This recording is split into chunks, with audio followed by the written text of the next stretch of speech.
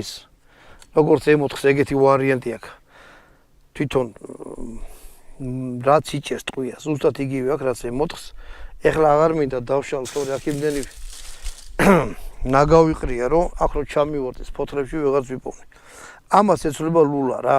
აი აქ აქვს ბერკეტები, შეხედეთ. ერთი აქედან აქვს და მეორე იქიდან. ამას ესე დაბლა ჩამოწევთ, ლულას დაატრიალებთ და ზემოთ ამოდის და ლულა შეიძლება მოაძროთ. ორ ვარიანტში გამოდის, ან ყიდვის დროს შეგიძლიათ იყიდოთ ორივე ლულა, ერთი ლულა არის აი ესეთი მოკლე, მეორე არის გრძელი. ასე რომ ლულებიც ეცვლება, რაც არის ძალიან კარგი. აწყობითაც იგივე სიტუაციაა, აი ესე. და აი ავაწყე რა, არაფერი არ იყო. მოკლედ ცოტა უცნაურია, მაგრამ ხელს მიაჩვევთ ჩვეულებრივ.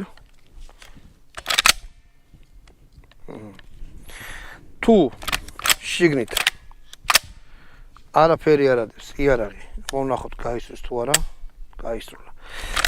გეტყვით როგორი შეგრძნება გასწვლის დროს. არანაირი ის არა აქვს რა. კავს პირდაპირ არის გამაგრებული და